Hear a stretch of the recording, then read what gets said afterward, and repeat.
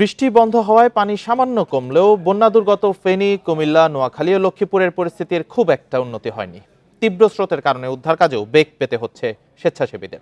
বাড়িঘর ছেড়ে উঁচু জায়গায় ও আশ্রয় কেন্দ্রে অবস্থান করছেন অনেকেই।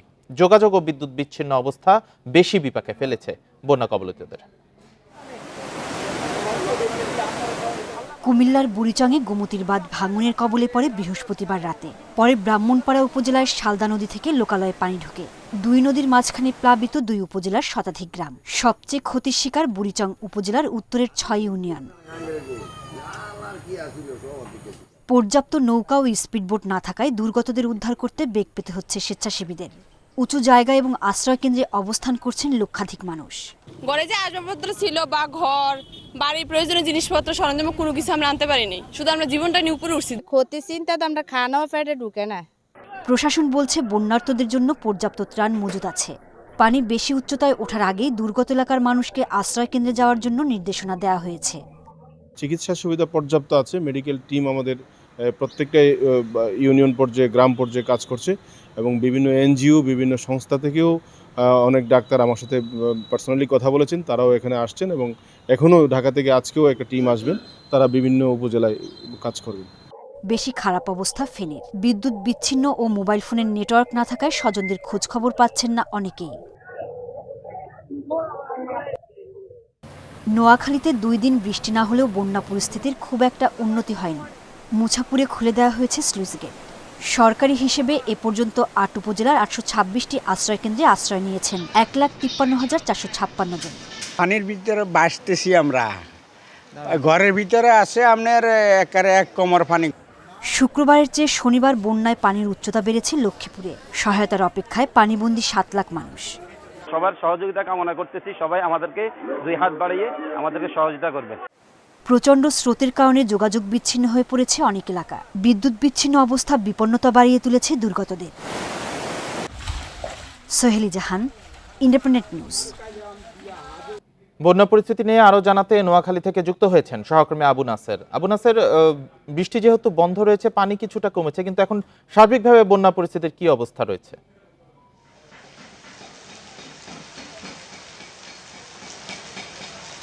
বৃষ্টি সারাদিন না হলেও এখন নিশ্চয়ই আমাদের ক্যামেরায় দেখা যাচ্ছে যে এখন বেশ বৃষ্টি হচ্ছে, একেবারে ভারী বৃষ্টি হচ্ছে বলা চলে। কিছুক্ষণ আগে এই বৃষ্টি শুরু হয়েছে এবং এই বৃষ্টি যদি সারা রাত চলমান থাকে তাহলে দুর্ভোগ আরও বাড়তে পারে বলে স্থানীয় বাসিন্দাদের আশঙ্কা রয়েছে। সারাদিন ঝলমলে রোদ ছিল এবং মুছাপুর ক্লোজার দিয়ে ছোট ফেনী নদীর পানি প্রায় ২৩টি সুইচ গেট দিয়ে একসাথে, সুইচ গেটের ২৩টি দিয়ে দরজা দিয়ে নামছিল। এটি একটি সুখবর ছিল, কিন্তু এখনকার বৃষ্টিতে আবার দুঃসংবাদ।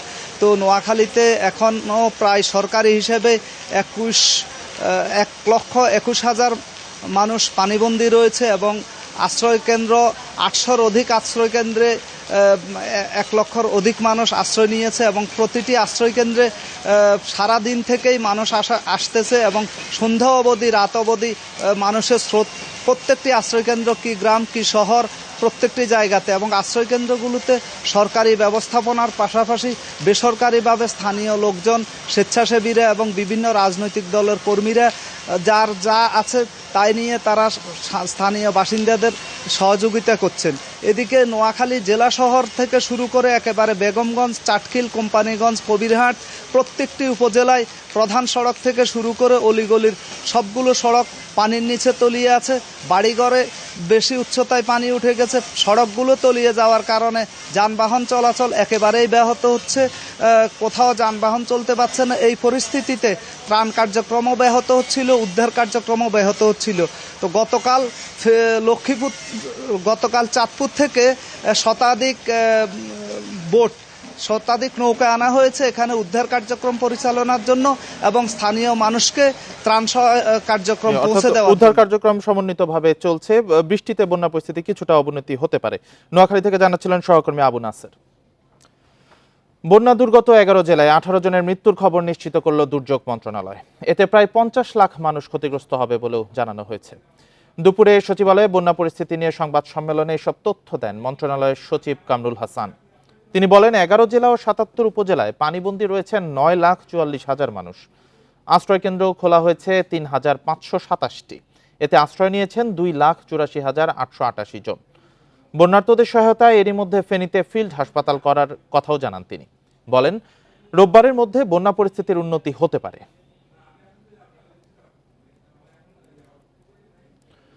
ভারী বৃষ্টি ও পাহাড়ি ঢলে পানির চাপ বাড়ার কারণে কাপ্তাই জলবিদ্যুৎ কেন্দ্রে পানির স্তর বিপদসীমার কাছাকাছি চলে গেছে। এ কারণে রাত 10টার পর গেটগুলো খুলে দিয়ে 6 ইঞ্চি করে পানি ছাড়ার সিদ্ধান্ত হয়েছে।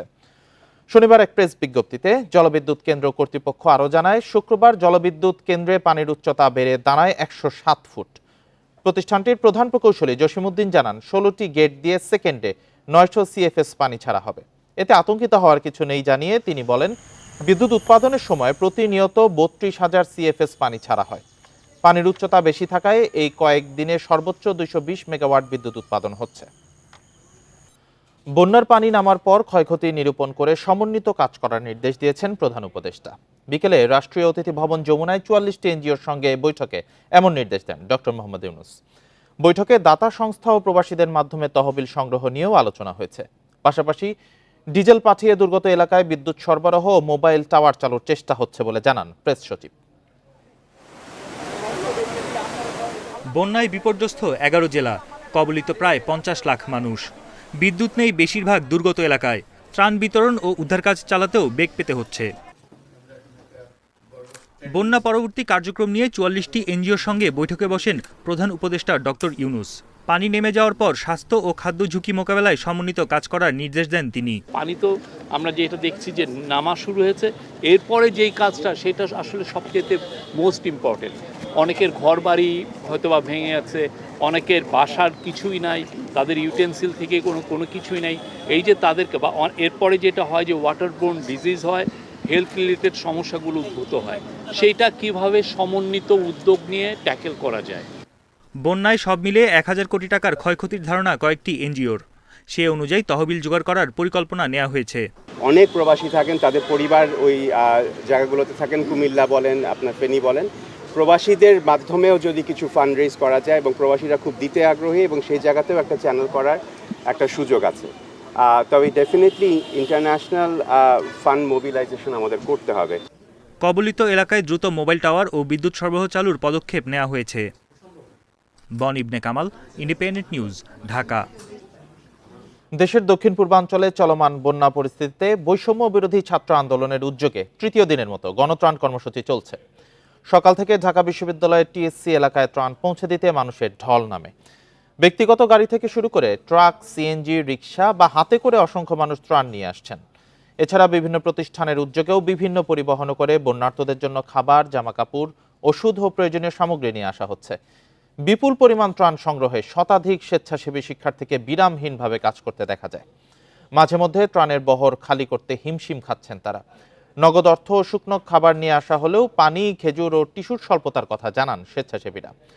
ত্রাণ সংগ্রহ কার্যক্রম সুষ্ঠুভাবে সম্পন্ন করতে আরও স্বেচ্ছাসেবী প্রয়োজনের কথাও উল্লেখ করেন তারা। আমি সবার জন্য টাকা দিতে পেরে আমার অনেক ভালো লাগছে। সব ধরনের উন্নয়ন ছিল, আমরা চেষ্টা করেছি যতটুকু আমাদের দ্বারা সম্ভব হয়েছে। ছাত্ররা যে এত উদ্যোগ নিয়েছে, মানে এটা আমাদের জন্য একটা গর্বের বিষয়। ঔষধটাও দরকার, স্যালাইন দরকার, তো মোটামুটি এইগুলো আর কি এখন পর্যাপ্ত আসা দরকার। খেজুরের পরিমাণ বেশি লাগবে, প্লাস হচ্ছে আপনার লাইটার লাগবে। খাবারের পাশাপাশি আসলে উদ্ধার কাজটা হচ্ছে চলমান রাখা উচিত। নির্বাচন এবং রাষ্ট্র সংস্কার নিয়ে রোডম্যাপ প্রকাশ করতে অন্তর্বর্তী সরকারের প্রতি আহ্বান জানিয়েছেন বিএনপি মহাসচিব মির্জা ফখরুল ইসলাম আলমগীর। দুপুরে জাতীয় প্রেস ক্লাবে আলোচনা সভায় এ আহ্বান জানান তিনি। নির্বাচন বিষয়ে রাজনৈতিক দলগুলোর সাথে অন্তর্বর্তী সরকারকে সংলাপের পরামর্শ দেন বিএনপি মহাসচিব। শান্তিতে নোবেলজয়ী অর্থনীতিবিদ ডক্টর মোহাম্মদ ইউনূসের নেতৃত্বে অন্তর্বর্তী সরকার দায়িত্ব নেয়ার পর স্বাগত জানায় বিএনপি। অগ্রাধিকার ভিত্তিতে রাষ্ট্র সংস্কার করে সরকারের দ্রুত নির্বাচন দেয়া উচিত বলে মনে করেন দলটির নেতারা। বিএনপি মহাসচিব বলেন, দ্রুত সময়ের মধ্যে নির্বাচন না হলে ছাত্র জনতার আন্দোলনের সুফল পাওয়া যাবে না।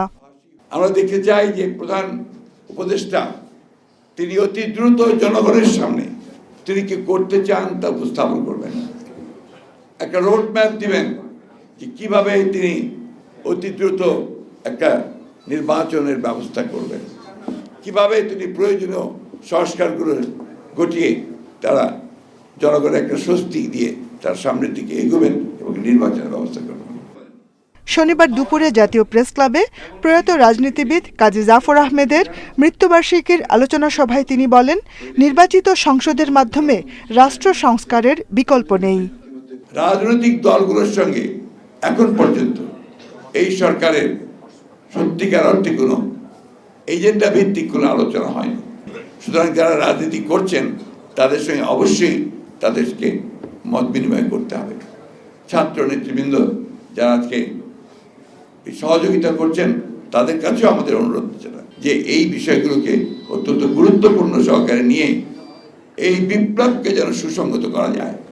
হাসিনা সরকারের দোসররা অন্তর্বর্তী সরকারের উপদেষ্টাদের আশেপাশেই রয়েছে বলেও মন্তব্য করেন বিএনপি মহাসচিব। প্রতি বিপ্লব যেন না ঘটে। Jahanara Parvin, Independent News, Dhaka. রাজধানীতে আইডিয়াল কলেজের ছাত্র খালিদ হাসান সাইফুল্লাহ হত্যা মামলায় সাবেক প্রধানমন্ত্রী শেখ হাসিনার বেসরকারি শিল্প ও বিনিয়োগ বিষয়ক উপদেষ্টা সালমান এফ রহমান, সাবেক আইনমন্ত্রী আনিসুল হক ও সেনা কর্মকর্তা জিয়াউল হাসানের 10 দিনের রিমান্ড চেয়েছে পুলিশ। শনিবার মামলার তদন্ত কর্মকর্তা লালবাগ থানার সাব ইন্সপেক্টর আক্কাস মিয়া রিমান্ড আবেদন করেন। এ বিষয়ে কিছুক্ষণের মধ্যে আদেশ দেবে আদালত। এদিকে বাড্ডা থানার সুমন শিকদার হত্যা মামলায় সাবেক সমাজ কল্যাণ মন্ত্রী ডক্টর দীপু মনির 10 দিনের রিমান্ড চেয়েছে পুলিশ। ঢাকার মেট্রোপলিটন ম্যাজিস্ট্রেট আদালতে রিমান্ডের বিষয়ে শুনানি হবে। এর আগে 13 আগস্ট আনিসুল হক ও সালমান এফ রহমানকে সদরঘাট থেকে গ্রেপ্তার করা হয়। পরদিন তাদেরকে 10 দিনের রিমান্ডে পাঠায় আদালত।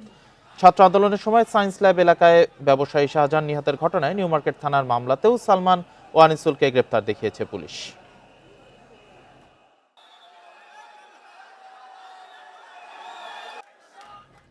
এ বিষয়ে আরো জানাতে সিএমএম কোর্ট থেকে যোগ দিচ্ছেন সহকর্মী মোহাম্মদ ওমর ফারুক। ওমর ফারুক, অভিযুক্তরা এর আগের মামলাতেও রিমান্ডে ছিলেন, এখন আবার রিমান্ডের আবেদন করা হয়েছে, তো সর্বশেষ কি তথ্য আছে আপনার কাছে?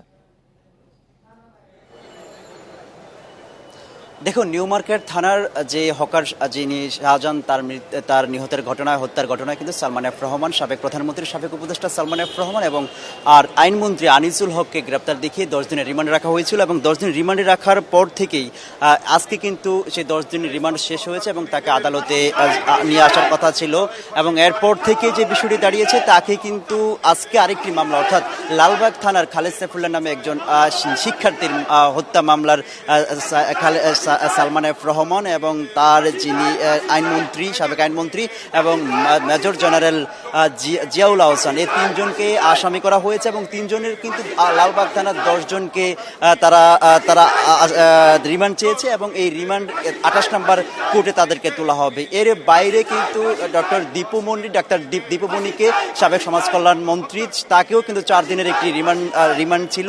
এর আগে পল্টন থানার যুবদল এক নেতার হত্যার মামলায় তাকে রিমান্ড দেওয়া হয়েছিল এবং 4 দিন কিন্তু আজকে শেষ হয়েছে এবং 4 দিন পরে তাকে আজকে তোলা হয়েছে। এখন আপনারা দেখতেই পাচ্ছেন একজনকে কিন্তু ইতিমধ্যে নিয়ে আসা হবে। এখন সালমান এফ রহমানকে আমরা যদি একটু বলি যে দেখানোর জন্য, তাকে একটু আগে নিয়ে আসা হয়েছে এবং তাকে গারদখানে রাখা হয়েছে এবং সেইখান থেকে তাকে কোর্টে তোলা হবে এবং আজকে কিন্তু 5 জনকে, গুরুত্বপূর্ণ 5 জনকে এখানে তোলার কথা রয়েছে।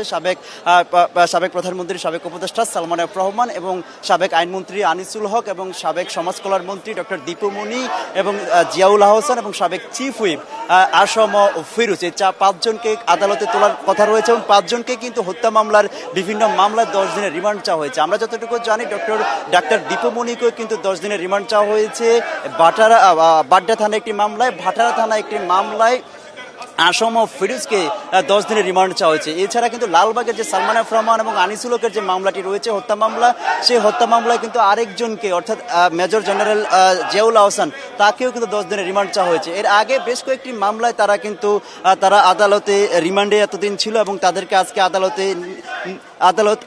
আদালতে নিয়ে আসার কথা ছিল এবং আদালতে নিয়ে এসে তাদেরকে একটু পরে তাদেরকে আদালতে তোলা হবে এবং 28 নম্বর আদালতে তাদেরকে তোলা হবে। সেখানেই আসলে তাদের রিমান্ডগুলো চাওয়া হয়েছে। ওমর ফারুক, আপনি সংবাদ সংগ্রহ করতে থাকুন। সিএমএম কোর্ট থেকে সবশেষ তথ্য জানাচ্ছিলেন সহকর্মী ওমর ফারুক। আর এই ছিল এখনকার সংবাদে।